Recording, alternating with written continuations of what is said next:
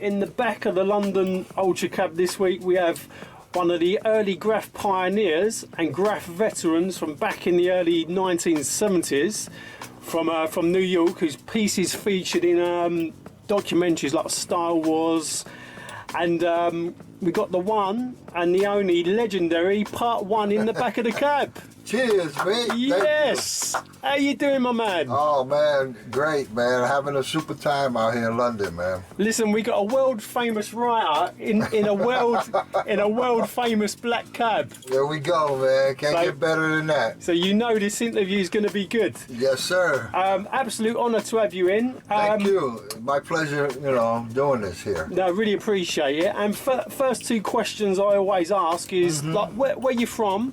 Obviously in New York, and what was it like growing up as a kid? Okay, I actually was born in Hell's Kitchen section of Manhattan, which is a section downtown not far from Times Square.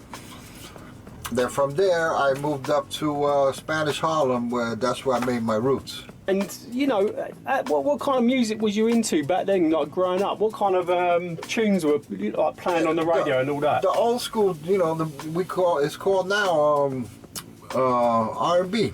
R&B. The old oldies, classics and stuff like that. That's what we're, 60s to 70s, It must have been an amazing time growing up, especially for music. Yeah, it was a beautiful time, man. It was all so simple then, How did you basically get into writing? I mean, would you say like tagging come first before graph style lettering? Was you practicing the hand style? That's pretty much what caught my eye.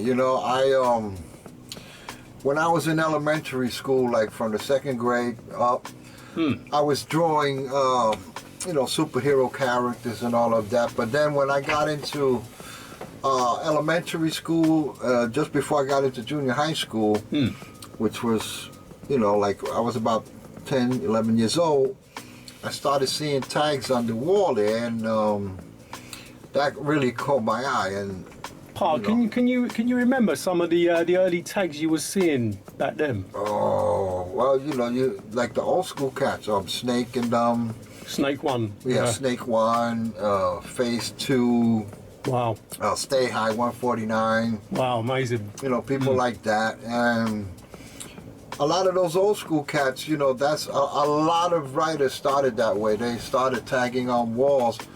I basically the same way. I started tagging in my neighborhood and in my schoolyards. And I know one of your early names was Spider-Man. Yeah, that was when I was first just breaking ground, because I was trying to figure out a name for myself. So I was going with, that was too long. Then I tried Dr. Slick, and then that was still too long for me. And then I started, I broke it down to 3 letters. I started doing Clue. I eliminated the E, so it was CLU. Then a neighborhood friend of mine that we used to go to school together, he was writing as well. He suggested Part 1. And the rest is history. The rest is history. Yeah. And who was basically inspiring you as a writer, like before you was writing? I mean, was it like Snake and what? Well, they were on the Broadway line, but my line was the other one on the Pelham line. But I was more to those lines, that line, number 4, the number 5, and then came the 2 and the 3, and then eventually Broadway. There was a lot of people that was out there, doing, really good stuff. People like Billy 167. In the early days, you had Staff 161, Phase 2, of course, Riff, Tracy, Peanut, Pell, people like that. And then a lot of people came afterwards, Mark 198, Kid 17, and Blade, of course, and Comet. But, you had different types of writers there. You had people with some style, and you had people that had style. So Must have been an amazing time, especially for like creativity, because it was all kind of new as well. Yeah, absolutely, exactly. So, you know, I was fortunate to be around the beginning. You know, as it started. I never had the opportunity to have like a mentor or someone that would, you know, assist me with the, you know, evolution of it. I pretty much had to teach myself. So basically it's like seeing what's out there and then, you know, interpreting it through my, you know, incorporation. And, you know, I developed my own style. You know, I did my, you know, what I was able to do, and, you know, I was fortunate enough to be a lot more creative than the average writer. So. And what would you say was inspiring you to be that creative? Was it your surroundings or? Well, you know, I was always venturing out and looking at what was out there, you know, and then I was always home, you know, constantly doodling, you know, practicing and stuff. You know, like I mentioned that when I was doing a black book class a few years ago, you know, which I had the opportunity to do. And I always told the kids that I was teaching, you know, it's good to practice. You know what I mean? That hones your skills. And believe, you know, the irony of it is I've developed, you know, different monikers for myself where, like in the beginning, that was my, you know, the dilemma, trying to look for another name to, you know, or looking for a name. And was you venturing out into other boroughs like Bronx and yeah, other areas like that? Basically the Bronx. When I was growing up, you know, I came from a strict family, so you know, a lot of the people, there was a lot of people that, you know, they had more freedom to do, you know, whatever. It took me a while to gain that freedom, but you know what? I had no problem with that, you know. And can you remember like the very first time you tagged? What was it? Did you first tag up a wall? Yeah, my neighborhood. Yeah, my neighborhood. I practiced a lot in the stairways.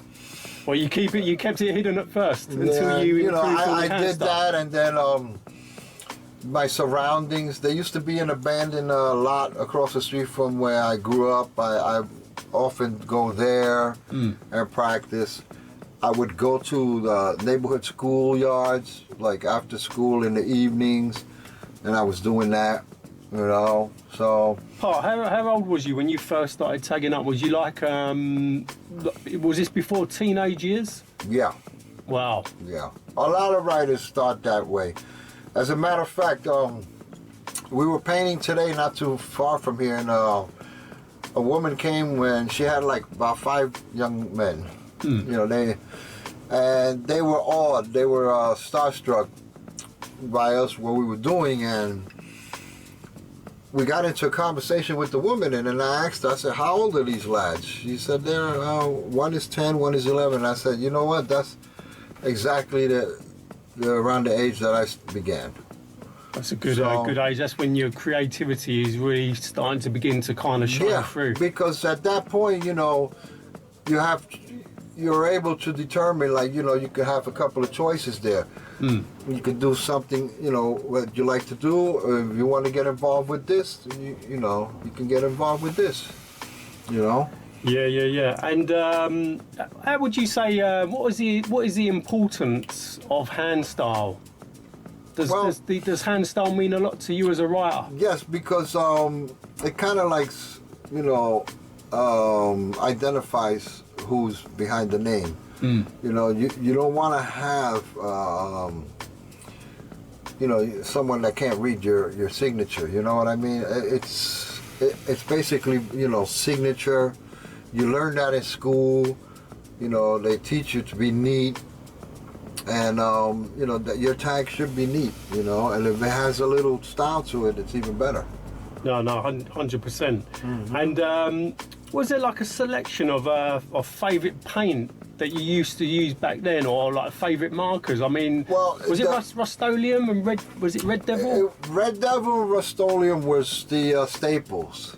You know, the palette was not wide range until Krylon came along, and then Krylon had. Was it Krylon a game changer? They had well, the paint was decent. I mean, certain colors were like watery, but they had a little, you know, more colors than the other two brands.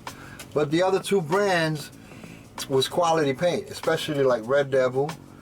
The paint lasted, you know, and again, like, they didn't have a wide range of colors, but it was far superior. Right. You know, like quality wise. Yeah. Yeah. And did you have like your favourite kind of what's the thing on top of the spray can called? The cap. Did you have a special cap? There was only two caps, my friend. There was the stock cap that came on the can, which was used to outline with, and then we would have to get a fat cap, a fat nozzle, which we used to you know, fill in, and it would cover space.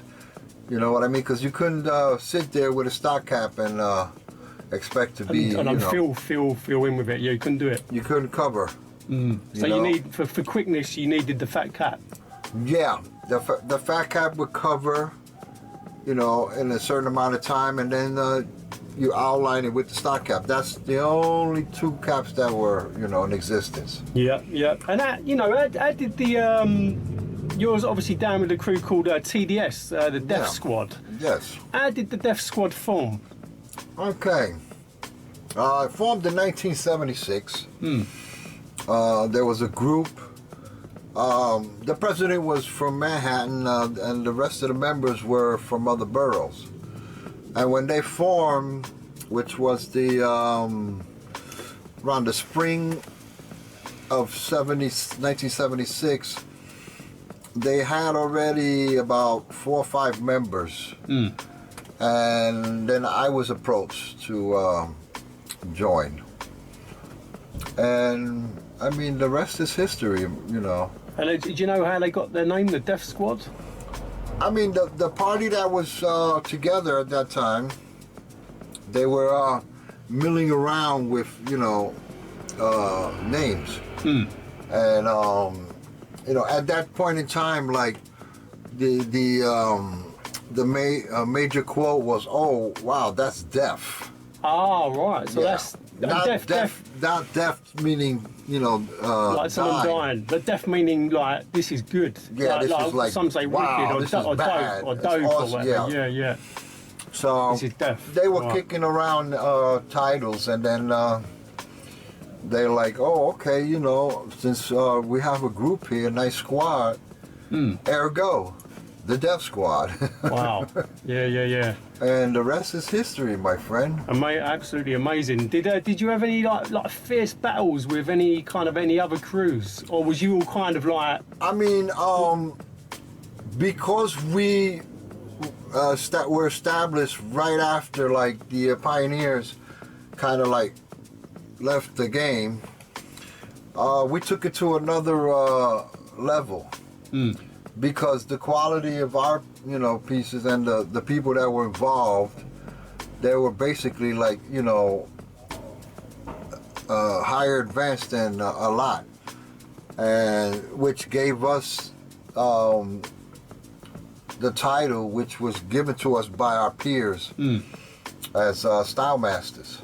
Yeah. Because we really, you know, the stuff we were doing. Next level. Yeah, we took it to that level, and the crews that were out there at the time, you know, the only ones that were, like, you know, competitive was TMT. Lee's Fabulous Five, to their credit, they were doing more like muralistic cars. Yeah. You know, the only one that really had any kind of style was Slave.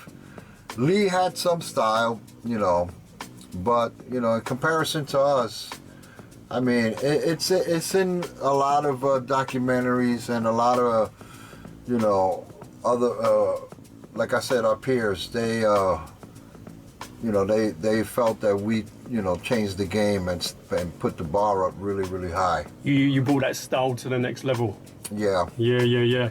And when you started first hitting trains in the 1970s, was it like a military kind of operation? I mean, did you kind of go in kind of disguise, or No, not really. I mean, you didn't go in like as a well? You're too young now, I suppose, isn't it? No, at that point in time, it was just a thing like you go. It was more like an adventure. You know what I mean? And then you never know what you got. Sometimes you come across another rider or so, or when you get to where you're going, you probably just miss someone. They just did something, and that kept the juices flowing. You know what I mean? So that kept on, and then as time went along, it became more of a covert situation where you'd have to plan. Well, there was times where you had to, in some instances, I would change clothes because it was really, really filthy. And did you have to be careful of the third rail? Of course, that was always. Was it always in the back? Was it always in the back of your mind that you might get electrocuted? Always. Anytime you set foot on those tracks, you're putting your life on the line. You know what I mean? And I thank God that I was, lucky that there was no. I mean, there were some instances that. I could have got electrocuted. There was one point. There was one incident that they were process of pulling the train out. And a friend of mine was under the train, and I told him to get out of there because otherwise, something bad would have happened. But we were blessed and lucky for nothing to happen to us because, like I said, there was other people that were not so lucky. When you heard a trainer pulling into the yard, did you listen out for the rattling of the rail? Could you hear it? Well, that was a key component because anytime a train is approaching, you'll hear a click on the rail. Yeah. And I mean, it could be as far as like 10, 15 blocks away, but you'll hear that click. That little jingle kind of, yeah. It's just a click, and then you know that you have to be ready to, get off the track there so that train could, proceed. And was a lot of your kind of, I suppose you could call it like a raid or whatever, but was they kind of like night or day? Was it always at night? It depends. It depends. There was places, especially like the elevated layup, you would have to go at night. The yards were, 50-50. You can go in a yard on a Sunday morning, and it was beautiful. Then there was times you would have to go in the night. Same thing with anywhere else, a tunnel, underground thing. You could go there was places where you could go in the daytime, in the afternoon, or in the morning.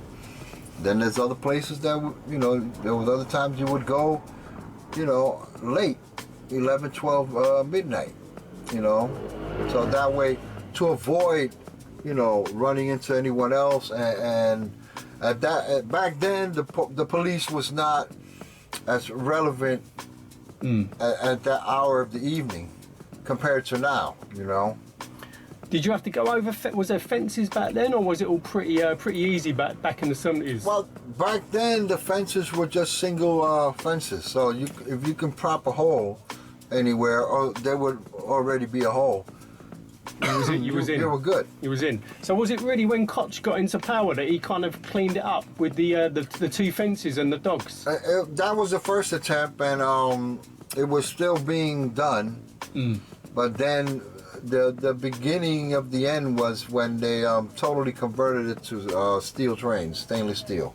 Right. You know what I mean? They eliminated the old, cars and everything. That eliminated the hassle of having to paint them over and all of that.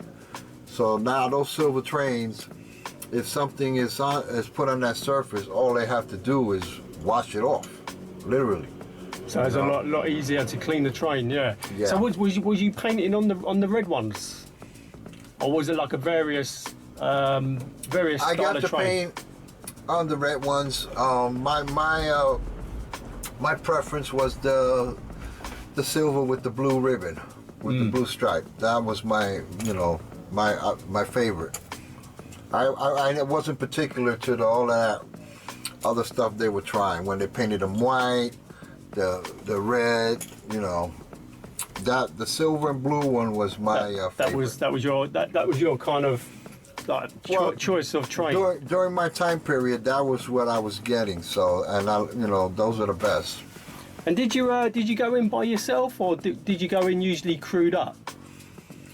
When in the beginning, I would venture. There was times I would go by myself, yeah. And then after a while, you form partnerships. So you probably go with one person, and there was many times we would go as a crew.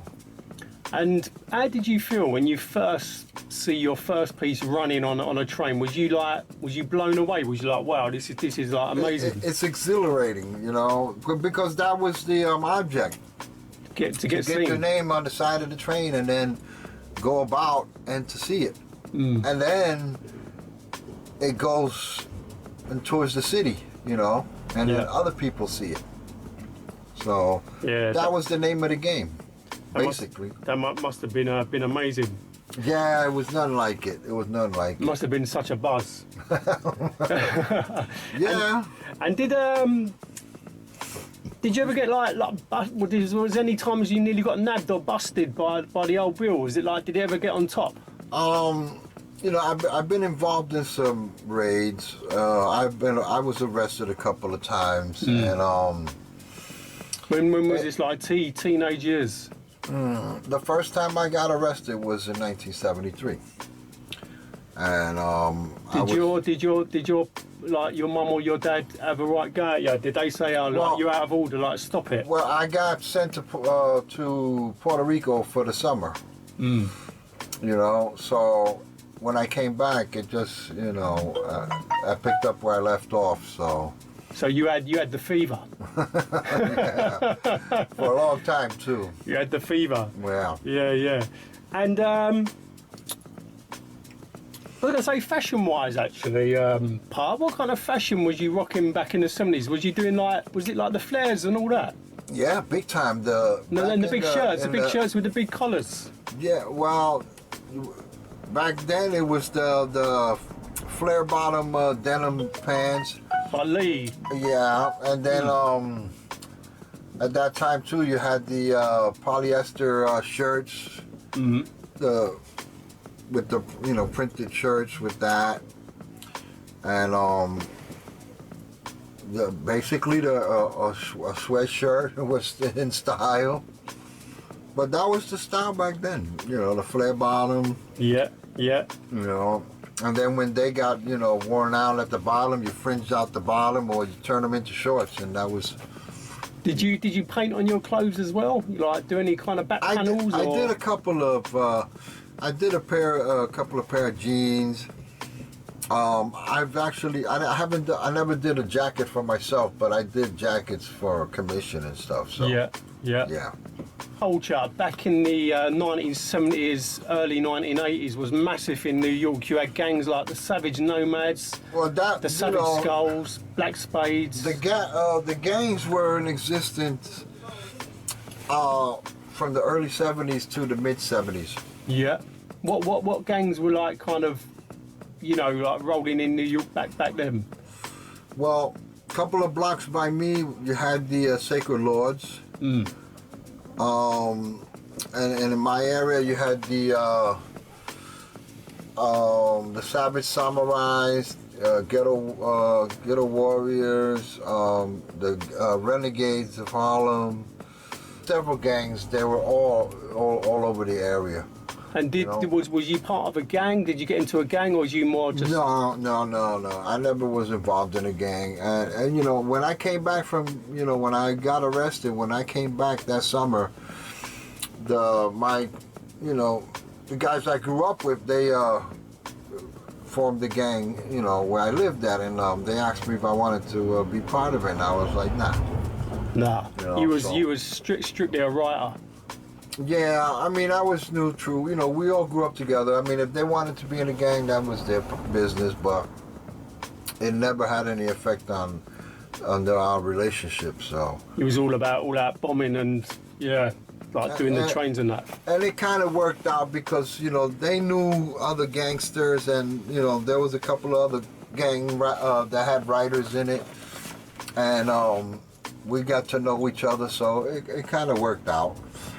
Even with the non-writers, because it's always the case. If you know somebody, it helps.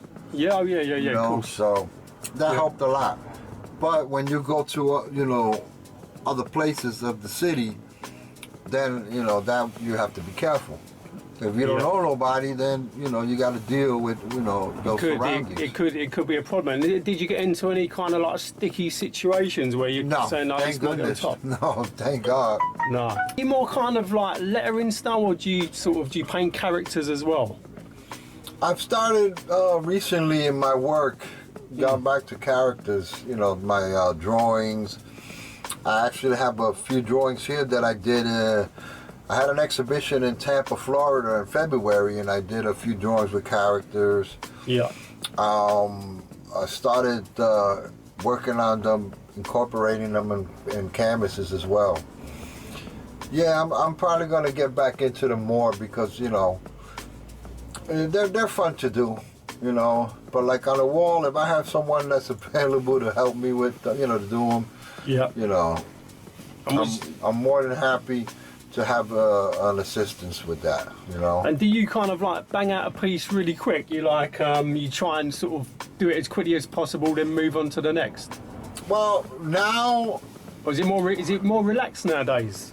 Yeah. Because it's more kind of legal now. It's, absolutely, but it's not like I'm going to do 2 or 3 pieces in a day, So if I'm there with one piece, I'll be on a piece 3-4 hours, because I don't like to have to return to it. You know what I mean? I'd rather have it done the same day that I started it. So back in the day, was you doing as many pieces as you could as quickly as possible? Well, most of the time it all depended on what was the vibe in the location. Sometimes you would go and you would do one piece, and then if it was really good, you're able to do 2 or 3. Most of the time I would like to use the paint up. I didn't want to leave the premises with anything, in my possession, because that would help the process of not, being accused. But, Did you have little tricks like wearing gloves back then?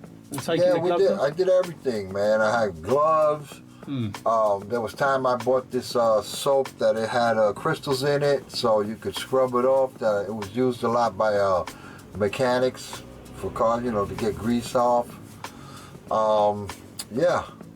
Was that small figure, something like that? Huh? Small figure. Was it called small figure? The stuff for your hands. No, it was called lava. The soap was called lava, and it had crystals in it. Right, yeah, so it would... Yeah, so it would help the process. It would help scrape paint off. I always tried to wear gloves because I never liked getting paint all in my, under my nails, because the paint back then, it would stay on your hands, and ink was the worst. You get stuff all in your fingernails, and it'll be there for days. Can't get rid of it. No. And would you say it was a little bit easier back then with the train thing because there was no CCTV? Exactly. I mean, and like in the early days, it was quite, it was pretty good. I mean, it was a crapshoot. You never know when you was gonna run into problems with the law. But for the most part, it was, quite easy in the beginning. But then as time got along, they got a little more sophisticated, and the law enforcement got a little more, they acquired more officers to try to tackle that situation, and then they got also sophisticated with their tactics, So But it was nothing like the early days, you know. It was really, it was beautiful, you know. It's a special time. Do you kind of miss it? Oh, absolutely. I mean, every once in a while, I'll take a train ride to certain places just to reminisce and everything, because it's everything has changed. They've changed the way they operate now. So a lot of the stuff that was back in the days is no longer around. Only in certain locations, but it was not where we used to frequent. So it's sad. It is sad. Every writer will tell you they miss it. There's no denying that. But then, you there's no way you can do it nowadays because you'd end up being put inside for it. So it's like, Yeah, you got to keep it above board now, haven't you? Yeah, I mean the levels of penalty are totally different. The game changer was 9/11. It's really it complicated things. And then with the transition to the silver, the metal trains, they really, made an effort to, get it out. They don't want nothing to do with it like that. And to this day, they're still like, taboo about it. There's no trying to reason or reckon or have some kind of,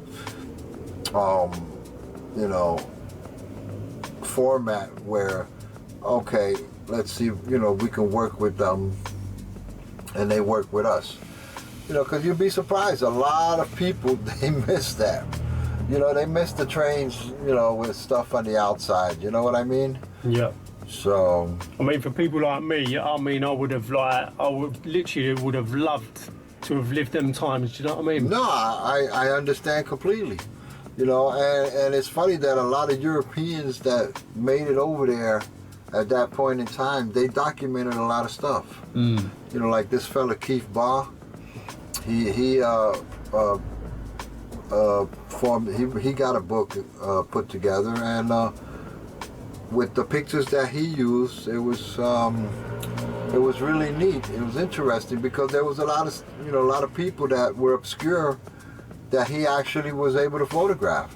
And another fellow was Jack Stewart. He documented a lot of work from that that period in time, and that gave the opportunity for people that didn't, nobody knew, that they were able to be seen through these books. Yeah, no, absolutely amazing, isn't it? Yeah. Throughout like the years, probably like the early years of the 70s and early 80s, can you give me like a selection of pieces and artists that you really rated back then? You was like blown away by their work. I mean, they was obviously probably blown away by your work, but is there any artists out there you was like, yeah, these are like next level? Well, I mean, for instance, you had Staff 161 when he did this. STAFF. Yeah, STAFF. He did. He actually did the Green Reaper, and that was, for back then, that was pretty elaborate. That was ahead of the time. I remember that. Yeah. That was I see a photograph of that. Yeah. That was a monumental car there. Then you had Riff with these characters and Phase with characters as well. The letters that he was using at that time, he was very way ahead of the time as well.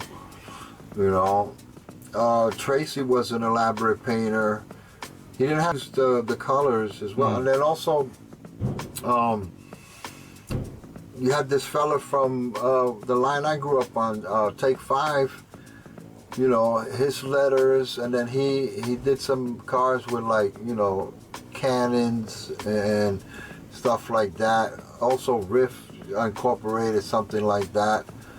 And there was a lot of interesting cars back then like that kind of like stimulated the artistic level of it, like graffiti like ended up becoming an element or a pillar of hip hop. Was you? Well, no, it's the other way around. You know, hip hop came after. You know. That's right. Yeah. And the key with that is because a lot of people that were writers, there was a few that became rappers. Right. You know, and the hip hop, that thing didn't form till like the late 70s, early 80s. The terminology, and the terminology that was created was one of the artists, the rapper, he was a writer. That's right, and it ended up becoming a pillar of hip hop. But was you into the hip hop sound? Did you try breaking or MCing? No, I mean, you know, I've been associated with both. I've been associated with writers that I knew before they became rappers, dancers that I knew, you know, out of just, you know, association. You know, so I was never really a party guy. I never really, you know, I went to the clubs a few times, but that wasn't my forte. Well, did you go Roxy and? Yeah, I visited a couple of, you know, times, but it was not my cup of tea. Wasn't your thing? You know, nah. I'd rather have a good block party. Yeah, I was going to say, did you go block parties, park jams? Back in the day, they were done often, but then, you know, the crowds got, you know, unruly, and that kind of like shut them down. Yeah, you know, but that I appreciate more a good block party, a good house party. Yeah. You know. Yeah. So. Nothing too kind of organised. I mean, you know, the venues they have nowadays. I've been involved with attending an event where, you know, you have both the painting session, the writing section, the graph part, so to speak, and the music, you know, and some of the dancing. So, oh well, what are you gonna do? As long as I get paid, you know, I don't mind attending. You know what I mean? And did you know, back in the day, was there any kind of spots that you used to hang out to with other writers to a bit like the writers' bench, or did you hang out at the writers' bench or Grand Concourse? I have bad experiences with it. I was really, you know, I was not into it like that, and I kind of like stayed away from it. You know, I mean, not knocking it, because, you know, that was places where you can meet writers as well. I rather would have met writers like going to a layup or something, or a yard, and meet them through there. You know what I mean? And what so Pat, what are you kind of currently up to nowadays? I'm just recently got my website back in function because it got hacked last year. Do you know what's the address of the website? It's spelled, it's part1 TDS.com. And can you buy any of your artwork on there? I'm in the process again of upgrading it because everything that's in there is old. You know, I didn't have a chance to upgrade it, put some new stuff on it.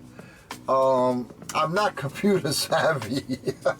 I'm old school. Proper old school, yeah. I'm old school. So when I get back home, I'm going to work on that. I'm going to work on the blog, really. I'm going to learn how to get on there, and you know, there's stories to be told because I have a lot of catching up to do. You know, in the last 5 years, a lot has happened, and it's got to be put on there. I want to start putting, you know, artwork, you know, new artwork that would make it available to, you know, pick it up at the website. You know what I mean? And you know, use it, you know, properly. You know, make it work for me now. Oh, 100%. Yeah. And I mean, you know, you're like a worldwide famous writer. Do you know what I mean? So there's people from all around the world need to know what you're kind of up to. Yeah, no, definitely. And you've also got a book out called Part 1: The Death Squad.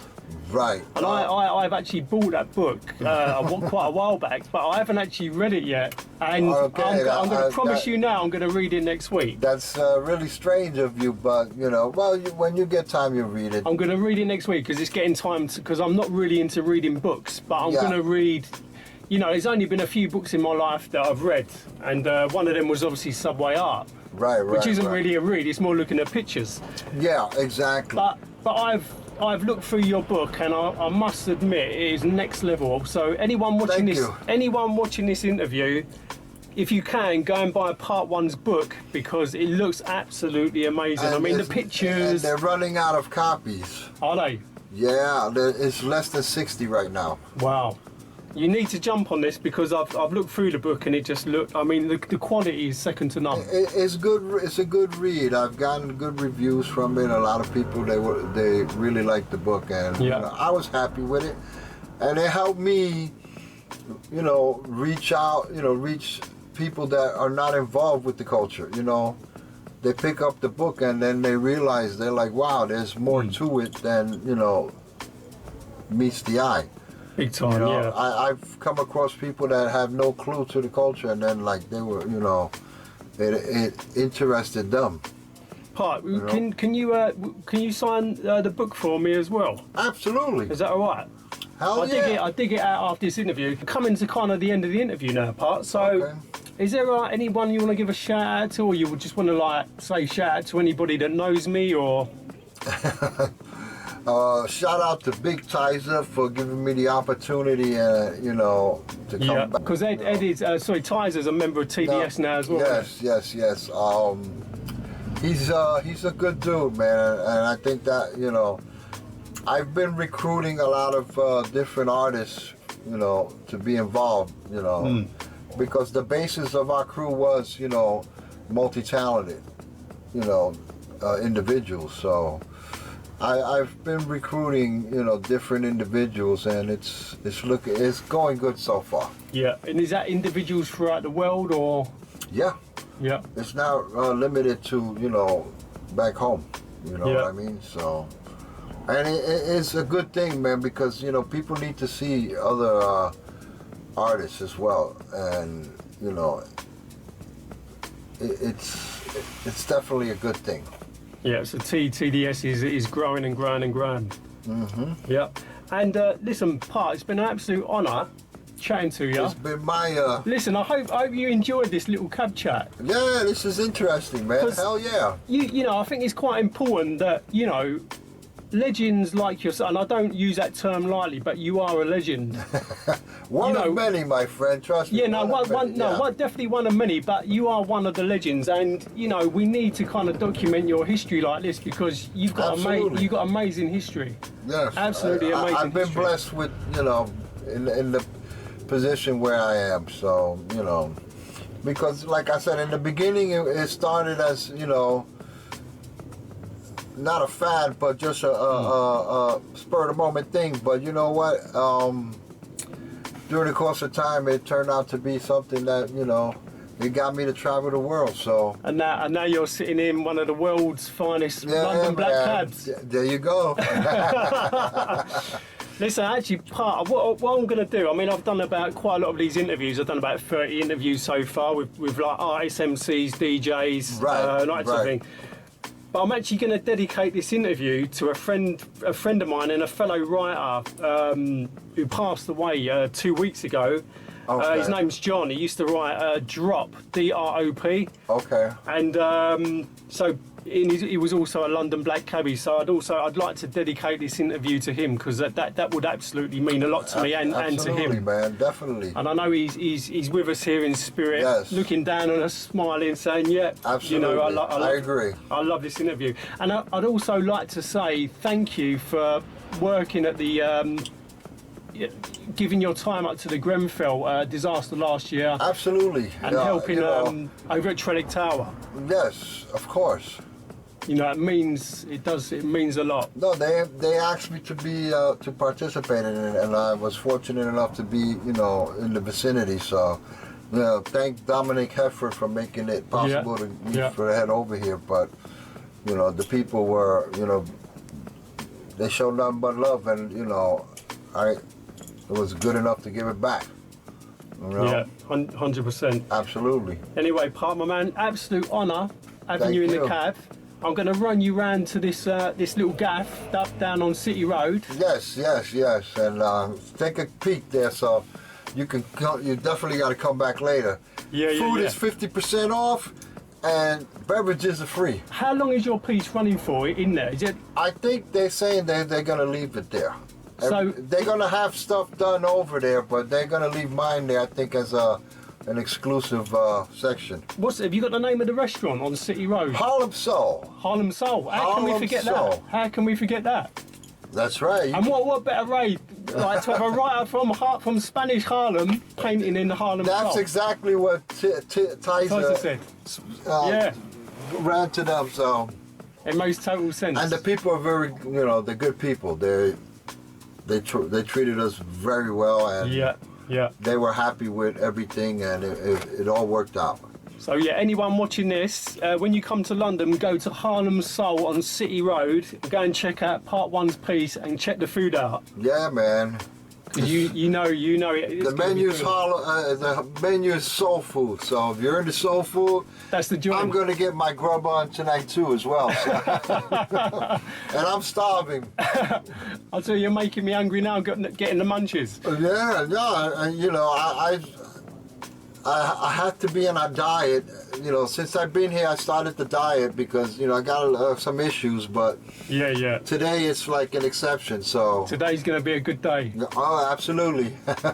Part, listen, absolute honour, my man. My pleasure, man. And anyone watching this, subscribe to this YouTube channel because I'm bringing the history.